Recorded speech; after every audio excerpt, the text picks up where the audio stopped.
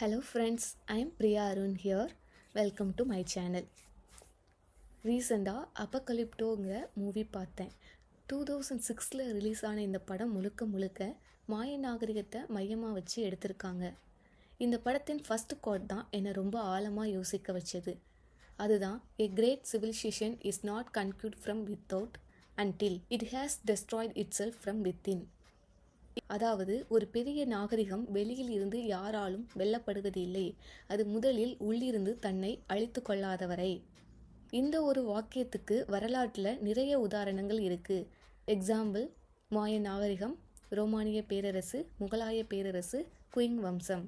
இவையெல்லாம் அழிந்ததுக்கு முதல் காரணம் வெளி எதிரிகள் இல்லை, அரசியல் உள்மோதல்கள், ஊழல், அதிகார போராட்டங்கள், பலவீனமான தலைமை, கால மாற்றத்தை ஏற்க மறுத்த மனநிலை, மூட நம்பிக்கைகள். இந்த உள்ளார்ந்த சிதைவுகள் வந்த பிறகுதான் வெளி தாக்குதல்கள் முழுமையான வீழ்ச்சியை கொண்டு வந்தது. இதே விஷயம் மாவீரன், நெப்போலியன், நீரோ போன்ற மாமன்னர்களுக்கும் பொருந்தது. ஏன்னா இவர்கள் வெளி எதிரிகளால் மட்டும் அழிந்தவர்கள் அல்ல, அவர்களுடைய அகம்பாவம், தவறான முடிவுகள், எண்ணங்களில் ஏற்பட்ட குழப்பம், தலைமை பண்புகளில் ஏற்பட்ட வீழ்ச்சி, இதுதான் முதல் காரணம். சரி, இப்போ ஏன் இதை பற்றி பேசுகிறேன்? இந்த வாக்கியத்தை ஆழமாக யோசிச்சா அது நாகரிகங்களுக்கு மட்டுமல்ல, நமக்கும் நம்ம வாழ்க்கைக்கும் பொருந்தது. நம்ம கஷ்டங்கள், தோல்விகளுக்கு நாம் எப்போதும் வெளி காரணங்களை தான் சொல்கிறோம். ஆனால் உண்மையிலேயே நம்ம வாழ்க்கையை தீர்மானிக்கிறது நம்ம எண்ணங்களும் நம்ம செயல்களும் தான். எண்ணம் தான் செயலுக்கான மையம். பெருந்தன்மை, அன்பு, கனிவு, தைரியம், சகிப்புத்தன்மை, இந்த நேர்மறை எண்ணங்கள் நல்ல செயல்களை உருவாக்கி நம்ம குடும்பத்துக்கும் வாழ்க்கைக்கும் ஆரோக்கியத்தை தருது. ஆனால் தாழ்வு மனப்பான்மை, பகை, வெறுப்பு, தயக்கம், பயம், இந்த எதிர்மறை எண்ணங்கள் மெதுவாக நம்ம வாழ்க்கையை உள்ளேயே இருந்து சிதைக்கும். இதுக்கு ஒரு அழகான உதாரணம் சொல்கிறேன். ஒரு சிறுவன் வீட்டில் படிச்சுட்டு இருக்கான். அவன் பெற்றோர் வேலை முடிஞ்சு இரவு வீடு திரும்புகிறாங்க.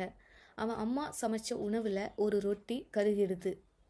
அப்பா ஒன்றும் சொல்லாமல் அந்த ரொட்டியை சாப்பிட்றார். வருத்தமான அம்மாவிடம் அவர் சொல்கிறார், எனக்கு கருகிய ரொட்டி ரொம்ப பிடிக்கும் என்று. இரவு தூங்குறதுக்கு முன்னாடி அந்த சிறுவன் தயக்கத்தோடு கேட்குறான், அப்பா, உங்களுக்கு உண்மையிலேயே கருகிய ரொட்டி பிடிக்குமா என்று. சிறிது நேரம் மௌனமாக இருந்த அப்பா, மகனே, உன் அம்மா தினமும் வேலைக்கு போய் நம்ம குடும்பத்தை பார்த்து கொள்கிறாங்க. ஒரு கருகிய ரொட்டி யாரையும் காயப்படுத்தாது, ஆனால் கடுமையான வார்த்தைகள் ஒருவரோட மனசை ஆழமாக காயப்படுத்தும். நான் பெரிய மனிதன் இல்லை, ஆனால் அதுக்காக முயற்சி செய்கிறேன். இந்த வார்த்தைகள் அந்த சிறுவனோட மனதில் ஆழமாக பதிந்தது. அந்த சிறுவன் தான் டாக்டர் ஏபிஜே அப்துல் கலாம். இதெல்லாம் சேர்த்து யோசிச்சா ஒரு விஷயம் ரொம்ப தெளிவாக புரியுது. ஒரு நாகரிகம் போலவே நம்ம வாழ்க்கையும் வெளியிலிருந்து உடைவதற்கு முன்னாடி உள்ளேயே சிதைய ஆரம்பிக்குது. வெளி உலகத்தை மாற்ற முடியுமான்னு தெரியல, ஆனால் உள்ளே இருக்கிற எண்ணங்களை மாற்றினா நம்ம வாழ்க்கை மாற ஆரம்பிக்கும். இதை பற்றி நீங்கள் என்ன நினைக்கிறீங்கன்னு கமெண்டில் சொல்லுங்கள். இந்த வீடியோ பிடிச்சிருந்தா மறக்காமல் லைக் பண்ணுங்கள், ஷேர் பண்ணுங்கள், சப்ஸ்கிரைப் பண்ணி சப்போர்ட் பண்ணுங்கள்.